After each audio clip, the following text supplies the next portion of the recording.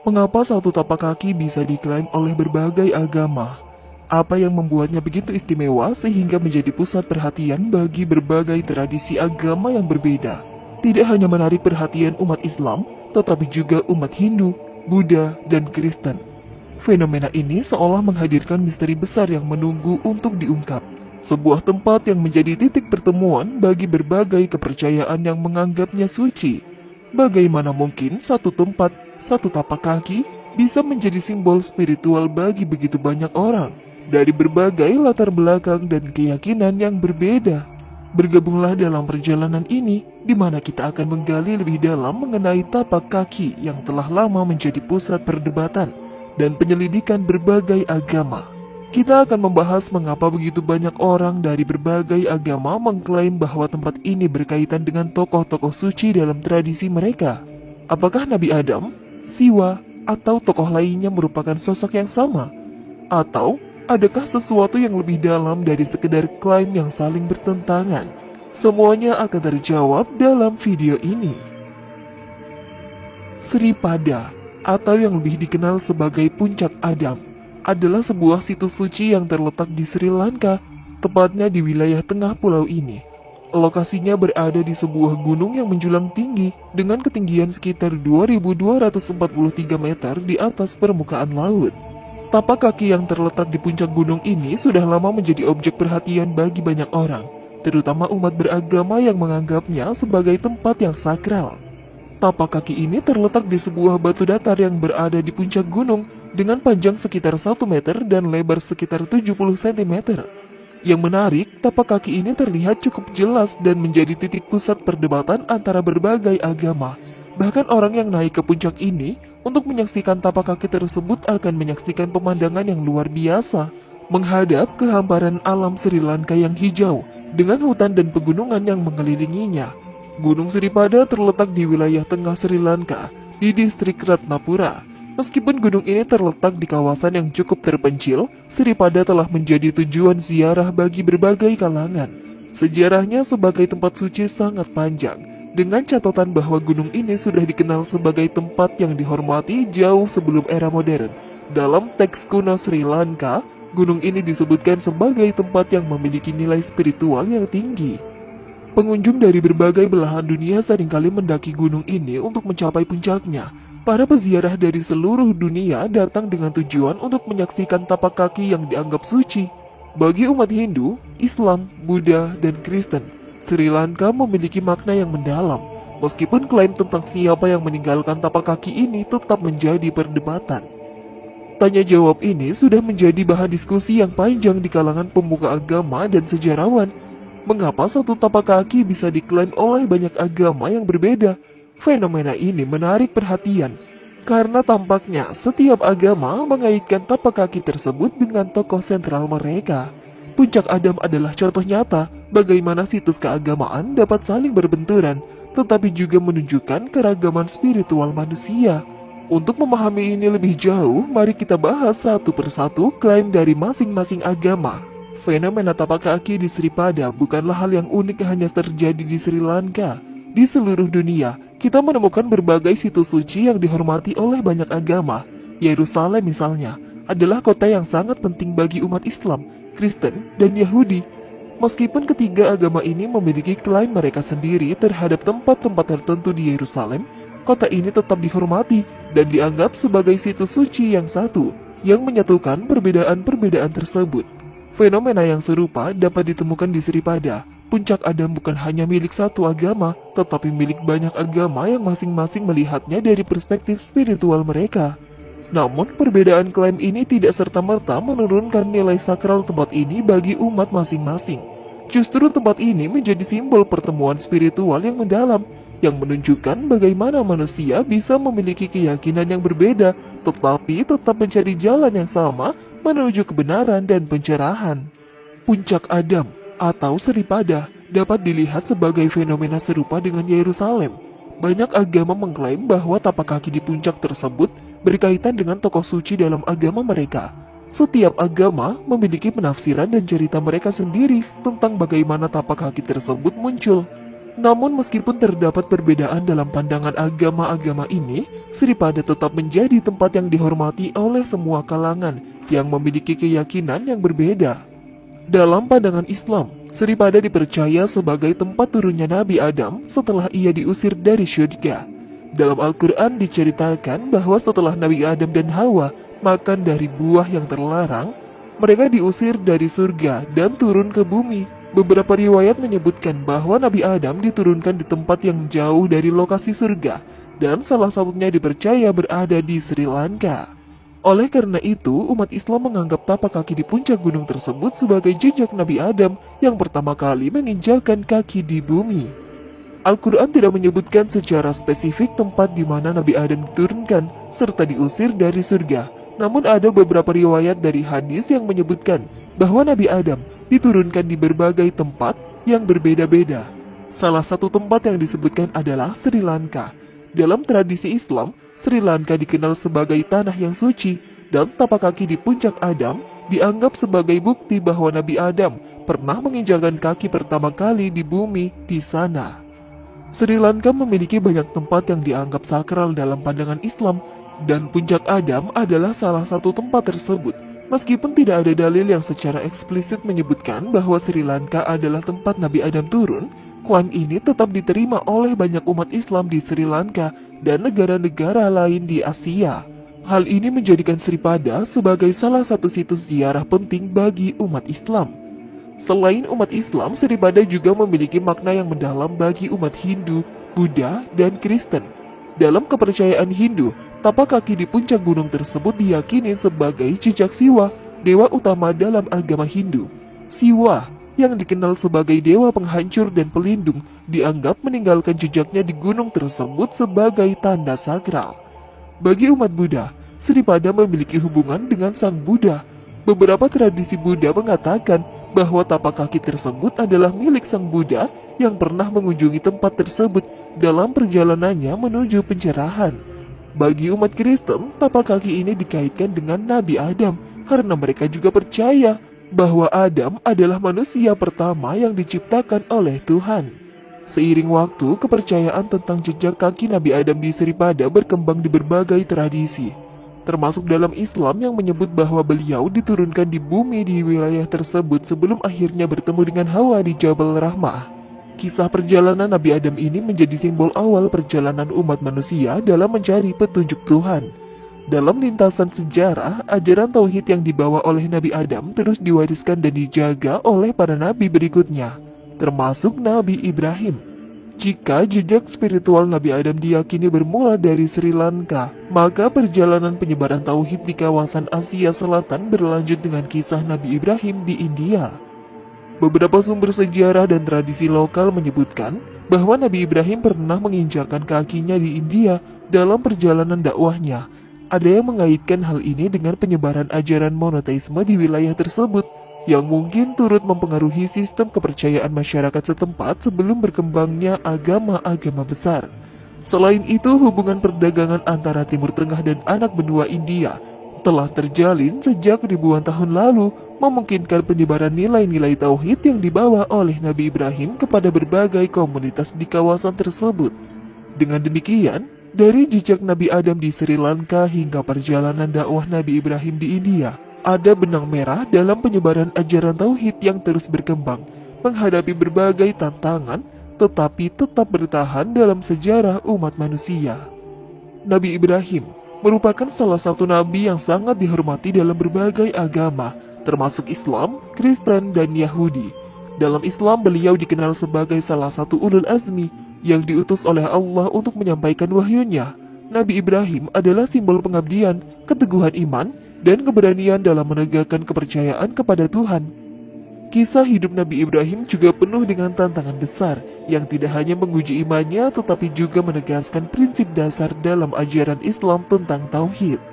Dalam kisahnya, Nabi Ibrahim menghadapi banyak ujian besar, namun ia selalu menunjukkan kesetiaan kepada Allah.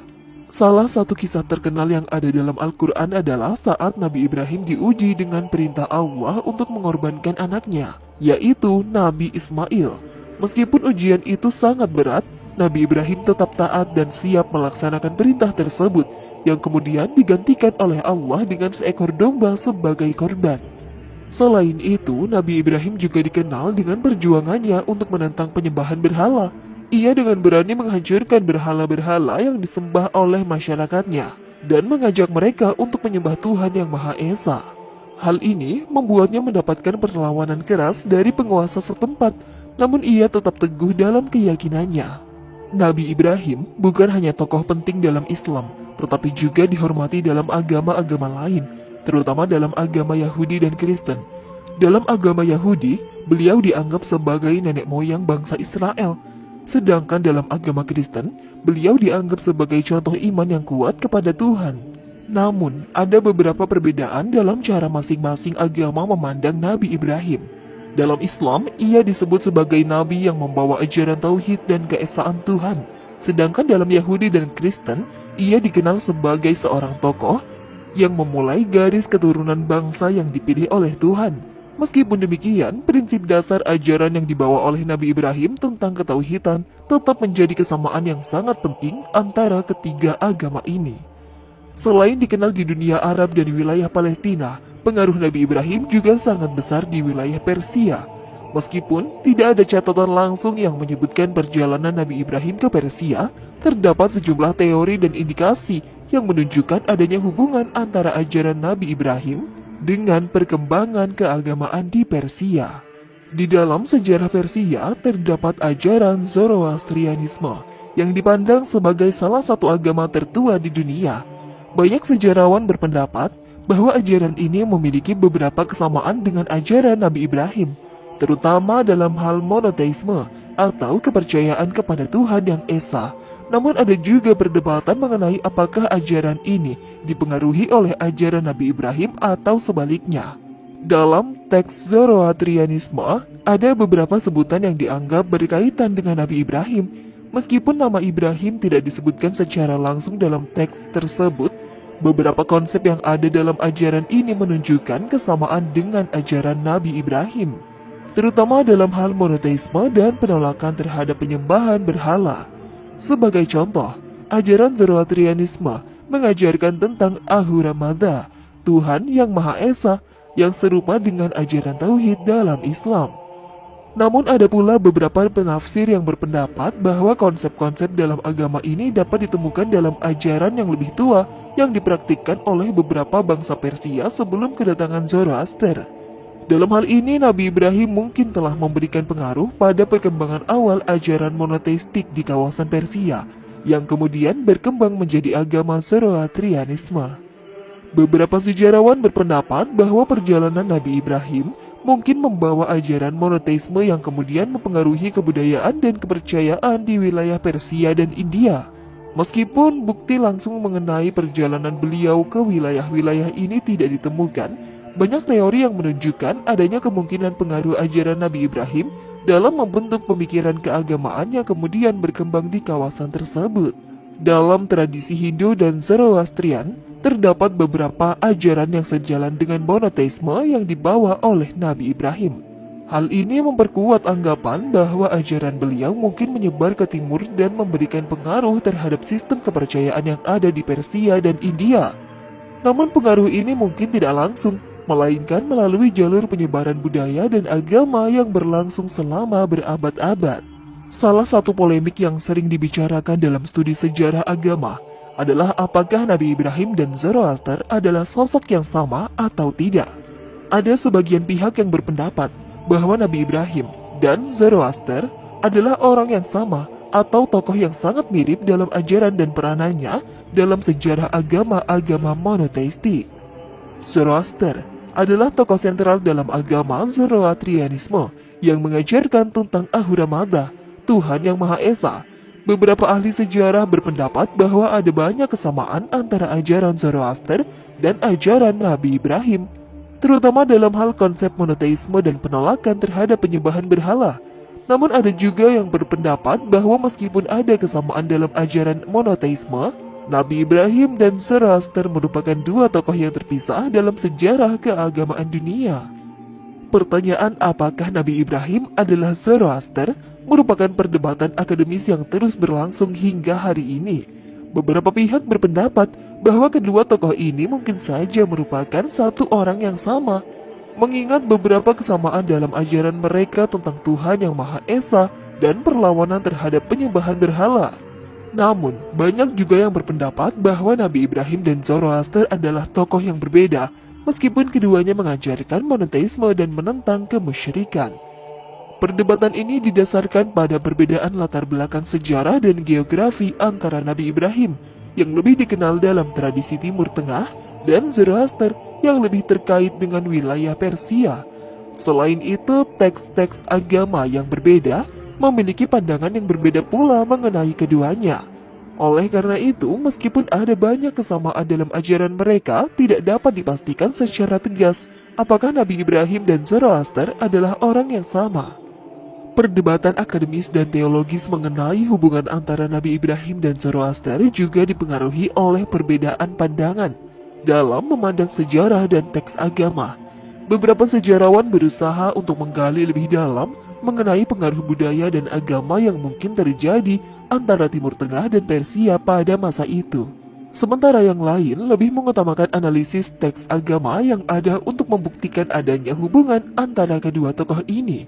Namun pada akhirnya, baik Nabi Ibrahim maupun Zoroaster adalah tokoh yang sangat penting dalam sejarah agama dan memberikan kontribusi besar terhadap perkembangan ajaran monoteisme di dunia. Ada sejumlah teori yang menyebutkan bahwa Nabi Ibrahim melakukan perjalanan ke timur, termasuk ke India. Meskipun tidak ada bukti langsung dari Al-Quran atau hadis yang menyebutkan perjalanan Nabi Ibrahim ke India, beberapa sejarawan dan pemikir agama berpendapat bahwa jejak beliau mungkin telah mempengaruhi perkembangan pemikiran agama di wilayah India. Jejak perjalanan Nabi Ibrahim ke India masih menjadi subjek spekulasi. Beberapa penelitian menunjukkan adanya hubungan antara Nabi Ibrahim dan konsep monoteisme yang berkembang di India pada masa itu, terutama dalam ajaran Hindu dan ajaran Buddha yang mengandung prinsip keesaan Tuhan. Namun hubungan ini lebih merupakan interpretasi dan penafsiran dari ajaran agama, bukan bukti sejarah yang pasti. Salah satu hal yang menarik untuk dibahas adalah kemungkinan penyebaran ajaran Tauhid di India yang sejalan dengan ajaran Nabi Ibrahim. Dalam ajaran Hindu yang lebih awal, terdapat konsep tentang Brahman, yaitu Tuhan Yang Maha Esa, yang tidak jauh berbeda dengan ajaran Tauhid dalam Islam. Beberapa sejarawan berpendapat bahwa ajaran-ajaran ini mungkin telah diperkenalkan ke India melalui pengaruh Nabi Ibrahim atau tokoh-tokoh monoteistik lainnya. Dalam kitab Veda, yang merupakan kitab suci umat Hindu, mengandung ajaran yang dapat diinterpretasikan sebagai ajaran Tauhid. Meskipun Veda lebih dikenal dengan ajaran politeisme, beberapa teks dalam Veda juga menggambarkan konsep tentang Tuhan Yang Maha Esa. Hal ini mengundang pertanyaan apakah ajaran Tauhid yang terkandung dalam Veda merupakan warisan dari ajaran Nabi Ibrahim ataukah merupakan perkembangan yang terpisah dalam tradisi Hindu. Beberapa ayat dalam Veda menyebutkan tentang satu Tuhan Yang Maha Esa yang menciptakan dan mengatur alam semesta. Ini menunjukkan bahwa meskipun banyak dewa yang disebutkan dalam Veda, pada dasarnya ada pengakuan terhadap Tuhan Yang Maha Esa, yang sangat mirip dengan ajaran Tauhid dalam Islam dan ajaran Nabi Ibrahim. Kesamaan ini semakin memperkuat dugaan bahwa ajaran Tauhid yang dibawa oleh Nabi Ibrahim mungkin telah menyebar dan mempengaruhi tradisi keagamaan di India. Kesamaan antara ajaran Veda dan ajaran Nabi Ibrahim menunjukkan adanya kemungkinan hubungan antara ajaran monoteistik di Timur Tengah dan ajaran yang berkembang di India. Ajaran-ajaran ini mungkin mencerminkan pengaruh dari Nabi Ibrahim atau tradisi monoteistik lainnya yang pernah ada di kawasan tersebut, meskipun buktinya tidak dapat dipastikan dengan jelas. Ajaran Tauhid yang dibawa oleh Nabi Ibrahim yang menekankan keesaan Tuhan memungkinkan telah mempengaruhi pemikiran agama di India pada masa itu. Namun, seiring berjalannya waktu, ajaran ini mengalami transformasi yang signifikan di tanah India. Dari sebuah konsep monoteisme yang murni, ajaran tersebut berubah menjadi politeisme.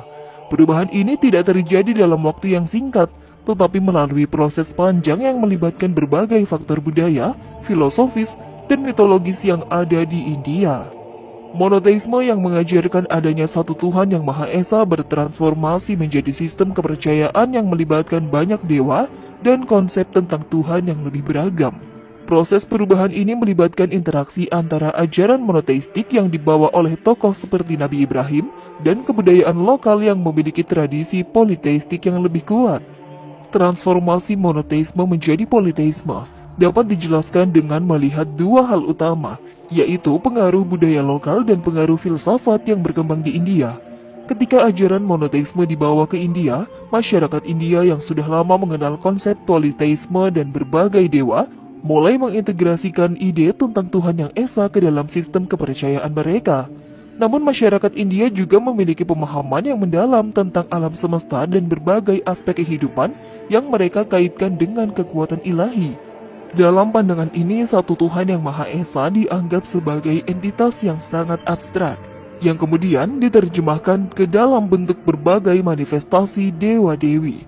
Setiap aspek kehidupan di alam semesta dianggap sebagai perwujudan dari satu Tuhan yang Esa, namun dalam bentuk yang lebih banyak dan beragam. Selain itu, peran filsafat dan mitologi juga sangat besar dalam perubahan ini. Filsafat India, terutama dalam tradisi Vedanta dan Upanishad, mengajarkan tentang konsep seperti Brahman, Atman, dan hubungan keduanya. Dalam pandangan ini, meskipun ada satu Tuhan yang Maha Esa, realitas yang ada di dunia ini dapat dilihat melalui berbagai perspektif yang menciptakan keberagaman dan pemahaman Tuhan. Filsafat India, khususnya yang berkembang dalam ajaran Veda dan Upanishad, berperan penting dalam mengubah pandangan monoteistik menjadi lebih kompleks dan inklusif. Konsep-konsep seperti Brahman yang merujuk pada Tuhan yang Maha Esa dalam ajaran Hindu tidak selalu berarti satu Tuhan yang personal dan terpisah dari alam semesta. Sebaliknya, Brahman seringkali dipahami sebagai kekuatan universal yang mengatur segala sesuatu yang kemudian dipahami dalam berbagai bentuk wujud. Mitologi Hindu juga memperkuat konsep ini dengan memperkenalkan berbagai dewa dan dewi yang mewakili kekuatan alam, kehidupan, dan aspek-aspek kosmos. Seiring berjalannya waktu, meskipun ada unsur-unsur ajaran tauhid yang tersembunyi dalam ajaran Hindu, banyak dewa-dewi yang kemudian disembah secara individual. Hal ini menunjukkan bagaimana ajaran Ibrahim tentang Tuhan yang Maha Esa bisa bertransformasi menjadi sistem politeistik. Selain perubahan menjadi politeisme, ada juga pergeseran ke panteisme, di mana Tuhan dianggap ada dalam segala sesuatu. Dalam konsep panteisme, Tuhan bukan hanya entitas yang terpisah dari dunia, tetapi ia ada dalam segala aspek kehidupan dan alam semesta. Di India, hal ini tercermin dalam ajaran yang menyatakan bahwa Tuhan ada dalam setiap individu dan dalam segala bentuk kehidupan. Pergeseran ini sangat dipengaruhi oleh ajaran-ajaran yang berkembang di India, di mana realitas dipahami sebagai kesatuan yang tidak terpisahkan antara Tuhan dan alam semesta. Dalam ajaran ini, segala sesuatu dianggap sebagai manifestasi dari Brahman, yang dalam pandangan awal dapat dianggap sebagai perkembangan dari konsep monoteisme yang dibawa oleh Nabi Ibrahim. Perubahan konsep dari Tuhan yang Maha Esa menjadi banyak dewa-dewi dalam ajaran Hindu juga mencerminkan bagaimana ajaran monoteisme bisa dipahami dan diterima dalam bentuk yang lebih beragam. Meskipun Brahman tetap menjadi konsep Tuhan yang Maha Esa dalam ajaran Hindu, agama ini juga mengajarkan tentang banyak dewa-dewi yang masing-masing memiliki peran dan kekuasaan tertentu dalam dunia. Fenomena ini bisa dilihat sebagai bentuk perwujudan Tuhan yang Maha Esa dalam berbagai bentuk yang lebih mudah dipahami dan diterima oleh masyarakat. Para dewa-dewi ini meskipun mewakili aspek-aspek berbeda dari Tuhan, telah dianggap sebagai manifestasi dari Brahman. Dengan demikian, meskipun ada banyak dewa yang disembah, semua berasal dari sumber yang sama, yaitu Tuhan yang Maha Esa. Budaya India dengan keanekaragaman dan kedalaman filsafatnya berperan penting dalam perubahan ini. Dalam ajaran-ajaran seperti Vedanta dan Upanishad, terdapat pemahaman tentang Tuhan yang bisa berada dalam segala hal. Oleh karena itu, Tuhan yang Maha Esa dianggap sebagai entitas yang menyatu dengan segala sesuatu di alam semesta, yang memungkinkan terciptanya pemahaman bahwa Tuhan bisa mengambil banyak bentuk dari manifestasi. Pengaruh budaya lokal juga tidak bisa dipandang sebelah mata. Masyarakat India sudah lama mengenal penyembahan banyak dewa, dan ajaran-ajaran monoteistik yang datang dari luar pada akhirnya harus beradaptasi dengan budaya dan kepercayaan yang sudah ada. Hal ini menyebabkan ajaran tentang Tuhan Yang Maha Esa menjadi lebih fleksibel, bisa dipahami dalam bentuk berbagai dewa yang mewakili berbagai aspek kehidupan. Fenomena menarik lainnya dalam tradisi agama di dunia adalah bagaimana beberapa nabi yang semula dianggap sebagai pembawa wahyu dan pengajaran dapat berubah menjadi sosok yang disembah sebagai dewa.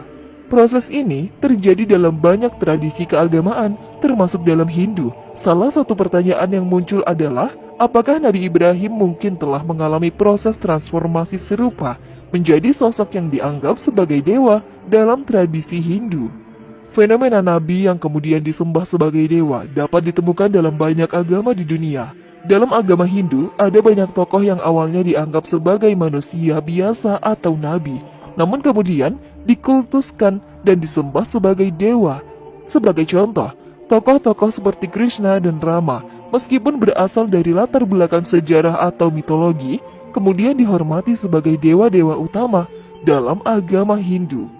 Dalam hal ini mungkin saja ada kemungkinan bahwa ajaran yang dibawa oleh Nabi Ibrahim yang semula mengajarkan tentang Tuhan Yang Maha Esa bisa diterima dalam bentuk yang lebih konkret dalam tradisi Hindu, di mana Nabi Ibrahim atau konsepnya bisa saja dianggap sebagai Brahma, salah satu dewa utama dalam agama Hindu.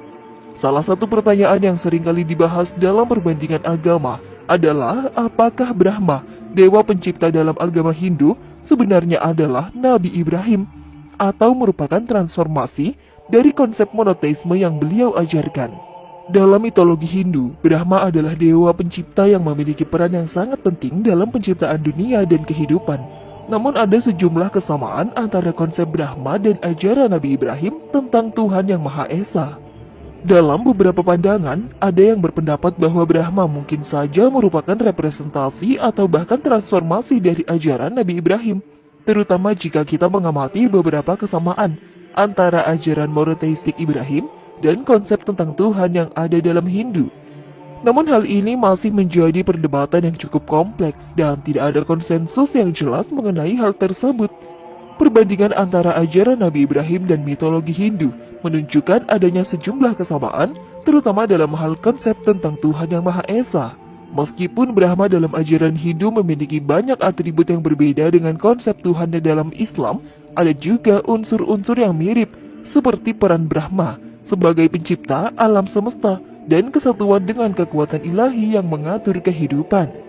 Ada juga argumen yang mengemukakan bahwa ajaran Nabi Ibrahim mungkin memiliki kaitannya dengan ajaran Hindu kuno, terutama yang terdapat dalam Veda. Beberapa teks Hindu mengandung ajaran monoteistik yang sejalan dengan konsep tauhid dalam Islam.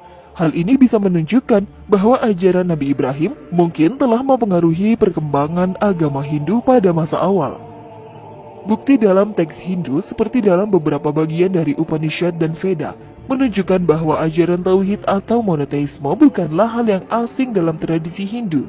Meskipun agama Hindu pada umumnya dikenal dengan banyak dewa, beberapa ajaran besar dalam Veda tetap mengandung pengajaran tentang Tuhan Yang Maha Esa yang sejalan dengan konsep tauhid dalam Islam. Jejak ajaran tauhid yang diajarkan oleh Nabi Ibrahim diyakini sebagai kelanjutan dari wahyu yang telah disampaikan kepada nabi-nabi sebelumnya, yang semuanya menyeru kepada penyembahan Tuhan Yang Esa. Ajaran ini bukanlah sesuatu yang baru, melainkan penguatan kembali prinsip monoteisme yang telah ada sejak awal penciptaan manusia. Dalam Islam, Nabi Adam dianggap sebagai manusia pertama, sekaligus nabi pertama yang menerima wahyu dari Allah Subhanahu wa Ta'ala. Dialah yang pertama kali diperintahkan untuk mengenal dan menyembah Allah sebagai satu-satunya Tuhan. Dengan demikian, ajaran tauhid yang diajarkan oleh Nabi Ibrahim sebenarnya merupakan kelanjutan dari ajaran tauhid yang telah diajarkan sejak Nabi Adam, mengkokohkan keyakinan bahwa sejak awal pesan keesaan Tuhan telah menjadi landasan utama dalam hubungan antara manusia dan Sang Pencipta. Kisah tentang Nabi Adam dalam Al-Quran diceritakan dalam beberapa surah. Yang paling terkenal adalah surah Al-Baqarah ayat 30-39 dan surah Shad ayat 71-85. Adam diciptakan dari tanah liat oleh Allah, dan Allah meniupkan ruhnya ke dalam tubuhnya. Allah memberikan tempat tinggal di surga bersama dengan istrinya, yaitu Hawa. Namun mereka berdua diperintahkan untuk tidak mendekati pohon terlarang, karena godaan iblis yang membujuk mereka untuk memakan buah tersebut Adam dan Hawa pun melanggar perintah Allah. Akibatnya, mereka diturunkan ke bumi sebagai tempat hidup mereka. Meskipun mereka diturunkan dari surga, Adam tetap dianggap sebagai nabi pertama dan juga sebagai bapak seluruh umat manusia. Allah mengajarkan kepada Adam pengetahuan dan mengirimkan wahyu untuk menjadi panduan hidup bagi umat manusia setelahnya. Kisah ini mengandung banyak pelajaran tentang kepatuhan kepada Allah, godaan iblis, serta proses penebusan dosa. Kisah tentang manusia pertama atau Nabi Adam tidak hanya terdapat dalam Islam, tetapi juga dalam agama lainnya. Dalam tradisi Yahudi dan Kristen, Nabi Adam dikenal sebagai tokoh yang pertama kali diciptakan oleh Tuhan. Meskipun terdapat perbedaan detail dalam narasi, banyak kesamaan dalam inti cerita. Dalam Alkitab, Adam diciptakan oleh Tuhan dari tanah liat dan diberikan Hawa sebagai pasangan. Mereka hidup di Taman Aden. Namun sama seperti dalam Islam, mereka melanggar perintah Tuhan dengan memakan buah terlarang dan akhirnya diusir dari surga. Salah satu pertanyaan menarik dalam studi perbandingan agama adalah apakah Siwa dalam agama Hindu bisa dianggap sebagai tokoh yang sama dengan Adam? Karena seperti yang kita ketahui, dalam beberapa agama lain ada juga ternyata tokoh-tokoh yang diyakini sebagai manusia pertama atau memiliki hubungan dengan pencipta umat manusia, meskipun terdapat perbedaan dalam pandangan mereka. Kemiripan antara Adam dan Siwa mungkin terlihat dalam beberapa aspek, khususnya dalam hal penciptaan. Adam dalam Islam dan agama-agama Abrahamik lainnya adalah manusia pertama yang diciptakan langsung oleh Tuhan. Dalam tradisi Hindu, Siwa memiliki peran sentral dalam berbagai aspek kehidupan dan penciptaan alam semesta. Namun penting untuk dipahami bahwa Siwa adalah sosok yang lebih terkait dengan konsep Tuhan dalam bentuk dewa yang dihormati dan dipuja dalam agama Hindu. Sementara Adam, dalam tradisi Abrahamik lebih kepada manusia pertama yang diangkat sebagai nabi dan bukan dewa. Ada beberapa kemiripan dalam kisah tentang manusia pertama atau penciptaan dalam agama-agama yang berbeda. Sebagai contoh, baik dalam kisah Adam maupun Siwa ada elemen penciptaan, keharmonisan awal dengan Tuhan, dan kemudian transisi ke dunia yang lebih kompleks akibat pelanggaran atau perubahan. Dalam banyak cerita mitologi Hindu, Siwa juga berperan dalam proses penciptaan dunia, dan di beberapa interpretasi, Siwa ini dianggap sebagai kekuatan di balik seluruh alam semesta yang ada. Namun kesamaan ini seharusnya tidak disamakan begitu saja, karena perbedaan mendalam dalam teknologi dan pemahaman konsep ketuhanan. Siwa dalam Hindu bukanlah manusia pertama yang diciptakan, melainkan seorang dewa yang berperan dalam penciptaan dan penghancuran dunia. Peranannya jauh lebih besar daripada sosok manusia pertama seperti yang terdapat dalam ajaran Islam, Yahudi, dan Kristen. Dalam tradisi Hindu, terdapat cerita tentang para dewa yang memiliki sifat dan kekuatan luar biasa. Namun di dalam beberapa aliran Hindu ada konsep bahwa figur-figur penting yang awalnya dianggap manusia atau makhluk biasa dapat disucikan dan dihormati sebagai dewa. Transformasi ini terjadi seiring dengan perkembangan kepercayaan terhadap mereka. Adam, yang dalam Islam dan tradisi Yahudi Kristen dianggap sebagai manusia pertama, tidak mengalami transformasi menjadi dewa. Namun dalam mitologi Hindu, ada contoh bagaimana tokoh-tokoh yang awalnya adalah manusia bisa dihormati sebagai dewa. Seperti halnya beberapa tokoh yang disebutkan dalam Ramayana dan Mahabharata.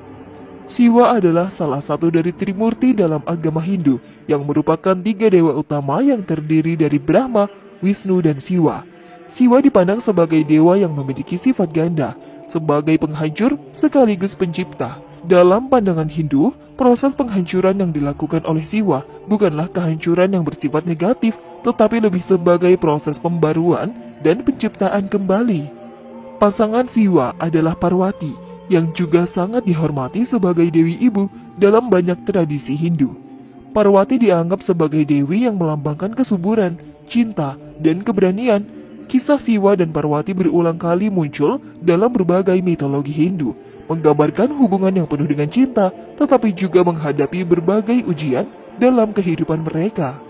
Siwa dan Parwati adalah pasangan yang sangat terkenal dalam agama Hindu, dan keduanya saling melengkapi dalam pengajaran tentang kehidupan dan alam semesta. Parwati merupakan manifestasi dari kekuatan feminim dan seringkali dianggap sebagai dewi yang menggambarkan keseimbangan, harmoni, serta perlindungan. Kisah mereka banyak dikaitkan dengan berbagai peristiwa mitologis yang menyimbolkan keseimbangan antara kekuatan destruktif dan kekuatan kreatif serta perlindung. Dalam beberapa versi cerita, Parwati juga dianggap sebagai reinkarnasi dari Dewi Sati, yaitu istri pertama Siwa yang meninggal secara tragis. Parwati sebagai reinkarnasi akhirnya menikahi Siwa lagi, dan mereka memiliki anak-anak seperti Ganesha, dewa yang dihormati sebagai penghilang rintangan, dan Kartikeya adalah dewa perang. Konsep tentang Siwa dan Parwati serta hubungan mereka muncul dalam berbagai teks kuno Hindu, termasuk dalam Upanishad, Veda, serta epik Mahabharata dan Ramayana. Dalam teks ini, hubungan mereka menggambarkan konsep keseimbangan kosmik yang mencakup penciptaan, pemeliharaan, dan penghancuran yang semuanya merupakan aspek dari siklus kehidupan dan alam semesta yang berulang. Cerita-cerita ini mengandung pelajaran moral dan filosofis yang mendalam yang mengajarkan pentingnya kesabaran, pengorbanan, dan keseimbangan dalam hidup. Selain itu, kisah tentang Siwa dan Parwati menunjukkan bagaimana mitologi Hindu menggabungkan berbagai elemen dari kehidupan manusia, alam semesta, serta spiritual yang mendalam. Konsep lingga dan yoni dalam agama Hindu adalah simbol-simbol yang terkait erat dengan Siwa dan Parwati. Lingga adalah simbol yang melambangkan kekuatan atau prinsip maskulin, sementara yoni adalah simbol yang melambangkan prinsip feminim atau keibuan. Kedua simbol ini sering ditemukan dalam kuil-kuil Hindu, di mana mereka dianggap sebagai manifestasi dari kekuatan penciptaan yang menyatu dalam bentuk dualitas yang saling melengkapi. Lingga dan yoni menggambarkan prinsip penciptaan yang tidak terpisahkan, dan keduanya digambarkan sebagai simbol dari keseimbangan dan harmoni dalam kehidupan. Ada kesamaan antara konsep ini dan kisah penciptaan Adam dan Hawa dalam Islam, di mana kedua pasangan tersebut diciptakan sebagai dua entitas yang saling melengkapi untuk memulai umat manusia. Namun perbedaan mendalam tetap ada dalam cara kedua budaya tersebut mengartikan simbol-simbol ini. Terdapat beberapa kesamaan simbolis antara konsep lingga dan yoni dalam Hindu dengan kisah penciptaan Adam dan Hawa dalam Islam. Keduanya menggambarkan penciptaan manusia pertama dan pentingnya pasangan hidup dalam melengkapi satu sama lain. Dalam Islam, Adam dan Hawa diciptakan sebagai pasangan yang saling mendukung dan melengkapi. Dalam Hindu, lingga dan yoni juga dipahami sebagai prinsip yang saling melengkapi yang menciptakan kehidupan dan alam semesta. Namun, perbedaan terletak pada bagaimana keduanya diartikan dalam konteks keagamaan. Dalam Islam, penciptaan Adam dan Hawa adalah sebuah kisah yang mengajarkan tentang hubungan manusia dengan Tuhan. Sementara dalam Hindu, lingga dan yoni adalah simbol kosmik yang menunjukkan prinsip universal dalam penciptaan dan penghancuran dunia. Dalam beberapa interpretasi Hindu, ada yang berpendapat bahwa kisah penciptaan agama Hindu memiliki paralel dengan kisah Adam dan Hawa, terutama dalam hal penciptaan pasangan yang saling melengkapi. Namun hubungan ini lebih bersifat simbolik daripada historis. Pandangan Hindu lebih menekankan pada siklus kehidupan dan alam semesta yang lebih besar, di mana Adam dan Hawa dipandang sebagai bagian dari manifestasi ilahi yang lebih luas. Meskipun Adam, Hawa, Siwa, serta Parwati memiliki beberapa kesamaan dalam simbolisme, pasangan hidup yang saling melengkapi, tidak ada bukti yang kuat menunjukkan bahwa hubungan historis langsung antara keduanya. Kisah-kisah ini berkembang dalam konteks budaya dan agama yang berbeda, dengan tujuan pengajaran dan pandangan dunia yang juga sangat berbeda. Namun, sebagai bagian dari studi perbandingan agama, ada kesamaan antara hal simbolisme penciptaan dan hubungan pasangan yang saling mendukung dan melengkapi. Simbol kesuburan dalam berbagai agama seringkali dipandang sebagai representasi dari penciptaan dan kelangsungan hidup umat manusia dan alam semesta. Dalam banyak agama, kesuburan tidak hanya melambangkan kemampuan untuk berkembang biak, tetapi juga mencakup konsep kehidupan yang lebih besar, termasuk kelahiran kembali, penyuburan tanah, serta kelimpahan dan keberkahan yang datang dari kekuatan ilahi. Dalam agama-agama Abrahamik seperti Islam, Kristen, dan Yahudi, kesuburan seringkali dikaitkan dengan berkat dari Tuhan. Misalnya, dalam Alkitab, kesuburan diidentikan dengan janji Tuhan kepada Abraham untuk memberinya keturunan yang banyak. Dalam Al-Quran, Allah memberikan berkat kepada Nabi Ibrahim dan keluarganya, serta menjanjikan keturunan yang akan membawa keberkahan. Sementara itu, dalam agama Hindu, konsep kesuburan lebih terkait dengan manifestasi kekuatan ilahi melalui dewa-dewi yang mengatur alam semesta dan kehidupan. Dalam teologi Abrahamik, kehidupan dan penciptaan berasal dari Tuhan Yang Maha Esa. Dalam Islam, Allah menciptakan segala sesuatu dengan kehendaknya, dan manusia pertama, yaitu Nabi Adam, adalah ciptaan Allah yang diciptakan dari tanah. Allah menciptakan segala sesuatu dengan tujuan untuk menguji umat manusia dalam menjalani hidup di bumi dengan mengikuti petunjuknya. Sedangkan dalam agama Hindu, kehidupan dan penciptaan dipahami melalui prinsip Trimurti. Penciptaan dalam Hindu dipandang sebagai siklus yang terus berulang, dengan dunia mengalami penciptaan, pemeliharaan, dan penghancuran dalam putaran tak berujung. Dalam mitologi Hindu, kisah penciptaan mengandung berbagai elemen yang juga ada dalam cerita-cerita agama Abrahamik, seperti penciptaan manusia pertama dan peran dewa dalam memulai kehidupan. Dalam agama-agama Abrahamik, kisah Nabi Adam adalah tentang manusia pertama yang diciptakan langsung oleh Tuhan. Sementara itu, dalam mitologi Hindu, meskipun tidak ada satu tokoh manusia pertama seperti Adam, penciptaan manusia sering dikaitkan dengan interaksi antara berbagai dewa, termasuk Siwa dan Wisnu. Dalam kedua tradisi, ada hubungan kuat antara Tuhan dan penciptaan dunia. Dalam Hindu, Siwa sebagai salah satu dewa berperan dalam proses penciptaan dan penghancuran dunia. Sementara itu, dalam agama Abrahamik, Tuhan Yang Maha Esa adalah pencipta segalanya, termasuk manusia pertama. Cerita penciptaan dalam Hindu lebih berfokus pada siklus kehidupan dan peran beberapa dewa dalam proses tersebut. Sementara dalam agama Abrahamik ada fokus pada penciptaan satu manusia pertama, yaitu Nabi Adam, dan pengaruhnya terhadap seluruh umat manusia. Kejatuhan Adam yang terjadi setelah dia dan Hawa memakan buah terlarang dalam kisah Al-Quran dan Alkitab membawa konsekuensi besar, yaitu pengusiran mereka dari surga dan dimulainya kehidupan manusia di bumi dengan berbagai ujian. Dalam tradisi Hindu, meskipun tidak ada cerita yang secara langsung mirip dengan kejatuhan seperti yang ada dalam kisah Adam, ada konsep transisi dari keadaan murni yang ideal menuju dunia yang lebih penuh dengan ujian dan tantangan. Misalnya, dalam beberapa teks Hindu, terdapat cerita tentang dunia yang mengalami kehancuran akibat kelalaian atau pelanggaran terhadap hukum-hukum kosmik yang diatur oleh dewa, yang dapat dilihat sebagai bentuk kejatuhan atau kemerosotan. Namun perbedaan utama adalah bahwa dalam Hindu banyak cerita tentang kejatuhan atau kerusakan, lebih berkaitan dengan siklus alam semesta yang berulang, di mana alam akan dihancurkan dan kemudian dibangun kembali. Sementara dalam agama Abrahamik, kejatuhan Adam dilihat sebagai peristiwa satu kali yang mengubah nasib umat manusia selamanya. Dalam Islam, awal kehidupan dimulai dengan penciptaan Nabi Adam oleh Allah dari tanah liat. Adam bukan hanya manusia pertama, tetapi juga nabi pertama yang diberikan wahyu oleh Allah. Al-Quran menggambarkan kisah Adam sebagai pelajaran tentang kepatuhan, ujian, dan pertaubatan. Konsep kejatuhan Adam melanggar perintah Allah dengan memakan buah terlarang mengajarkan umat Islam tentang pentingnya taubat dan mengikuti petunjuk Allah. Walaupun dalam Islam tidak ada simbol fisik seperti lingga dan yoni dalam Hindu, namun konsep tentang pasangan hidup seperti Adam dan Hawa dan saling melengkapi menggarisbawahi pentingnya hubungan antara laki-laki dan perempuan dalam penciptaan kehidupan dan keharmonisan alam semesta.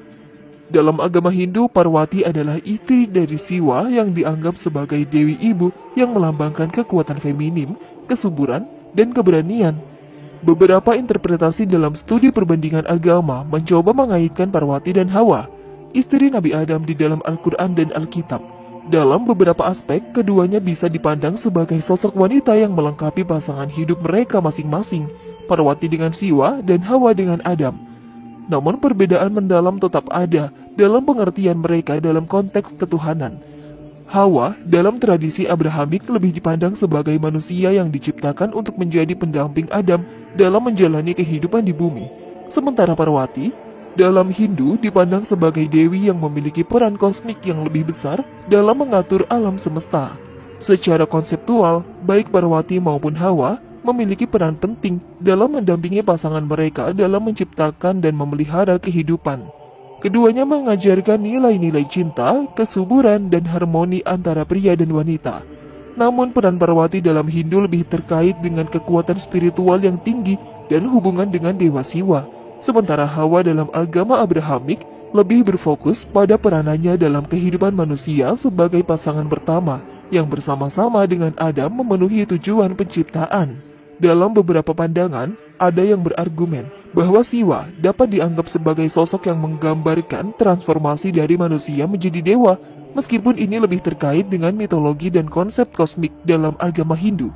Sebaliknya, dalam tradisi Islam, Adam tetap dianggap sebagai nabi manusia pertama yang tidak diangkat menjadi dewa. Perubahan seorang nabi menjadi sosok yang disembah sebagai dewa atau objek pemujaan bukanlah fenomena baru dalam sejarah umat manusia.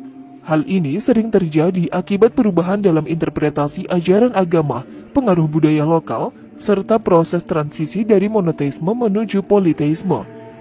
Pada dasarnya, penyembahan terhadap nabi sebagai dewa seringkali merupakan hasil dari penggabungan keyakinan asli yang lebih sederhana dengan kepercayaan lain yang berkembang seiring berjalannya waktu. Saat ajaran suatu nabi pertama kali disampaikan, mungkin hanya diterima sebagai ajaran spiritual yang mengajak umat untuk mengesahkan Tuhan. Namun ketika ajaran tersebut tersebar ke wilayah yang lebih luas, ajaran tersebut seringkali dipengaruhi oleh praktik lokal, mitologi, dan kepercayaan yang sudah ada sebelumnya. Akibatnya, konsep seorang nabi yang awalnya dianggap sebagai utusan Tuhan bisa berubah menjadi sosok yang lebih bersifat ilahiyah, bahkan disembah layaknya dewa. Ada beberapa faktor yang mendorong adanya perubahan ini. Yang pertama, setelah seorang nabi wafat, pengikutnya mungkin mulai melihat sosok sebagai lebih dari sekedar manusia, terutama ketika ajarannya mulai mengalami perubahan budaya atau kepercayaan lain yang telah menganut deifikasi terhadap tokoh-tokoh tertentu. Faktor yang kedua, kekuasaan politik yang berkembang seringkali berperan dalam pendirian status suci atau ilahiyah bagi seorang tokoh. Dengan menyembah nabi atau tokoh tertentu, penguasa dapat menghubungkan dirinya dengan kekuatan ilahi untuk mendapatkan dukungan rakyat. Dan faktor yang ketiga adalah perubahan ideologi yang menyertai perjalanan waktu juga memperkenalkan penafsiran yang meluas tentang sosok nabi. Dari seorang utusan Tuhan menjadi tokoh yang dipandang memiliki sifat ketuhanan, meskipun hal ini bertentangan dengan ajaran asli yang semula menekankan keesaan Tuhan. Perubahan dari ajaran tauhid menjadi politeisme atau penyembahan banyak dewa seringkali terjadi sebagai bagian dari proses kebudayaan yang lebih besar. Ketika suatu agama atau keyakinan berkembang dan menyebar ke wilayah baru, seringkali agama tersebut menyerap unsur-unsur lokal dan kultural. Ketika sebuah agama atau ajaran tertentu diperkenalkan ke masyarakat yang sebelumnya telah memiliki kepercayaan politeistik, konsep Tuhan Yang Maha Esa seringkali dirasa sulit untuk diterima sepenuhnya.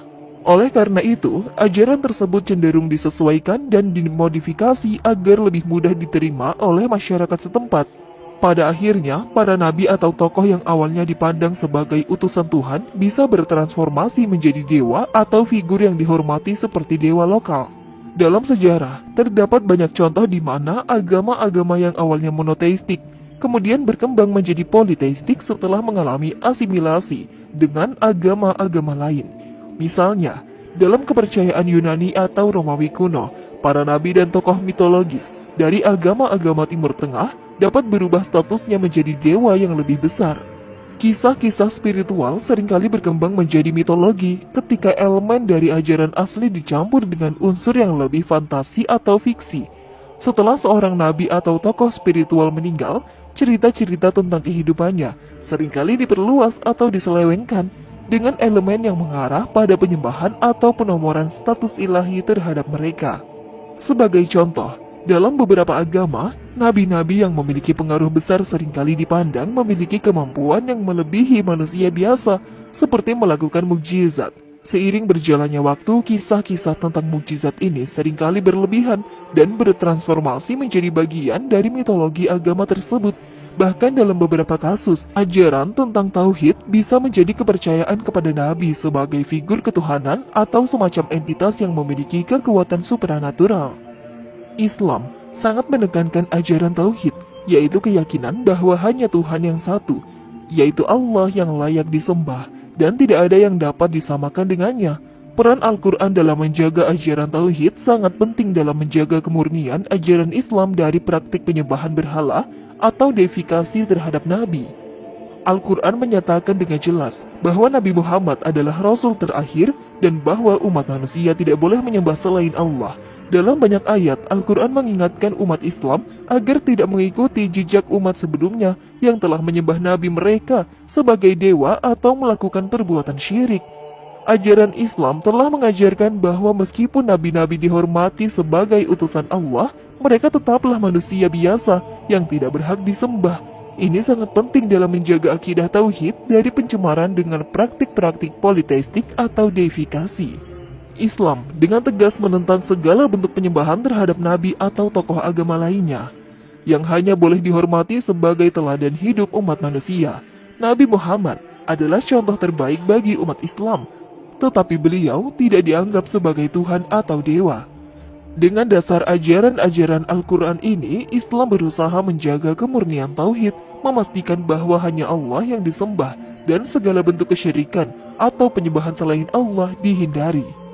Dalam tradisi Islam, cerita mengenai Nabi Adam dan tempat-tempat yang memiliki kaitan dengan beliau cukup banyak disebutkan dalam berbagai literatur sejarah dan hadis. Salah satu tempat yang dipercaya memiliki kaitan erat dengan Nabi Adam adalah tapak kaki yang terletak di Sri Lanka yang terkenal dengan nama Sri Pada. Meskipun tidak ada ayat atau hadis yang secara eksplisit menyebutkan lokasi tapak kaki Adam di Sri Lanka, beberapa sumber sejarah dan tafsir menghubungkan lokasi tersebut dengan kisah Nabi Adam.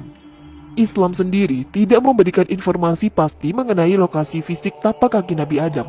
Yang pasti adalah bahwa Nabi Adam merupakan manusia pertama yang diturunkan ke bumi. Tapak kaki yang ada di Sri Lanka, yang dikenal juga sebagai Sri Pada, memang menjadi objek klaim dari beberapa agama besar di dunia. Setiap agama melihatnya dengan perspektif mereka masing-masing, yang mencerminkan bagaimana mereka menafsirkan tempat tersebut dalam konteks kepercayaan mereka. Dari sudut pandang ilmiah, tapak kaki yang ada di Sri Lanka masih menjadi objek perdebatan.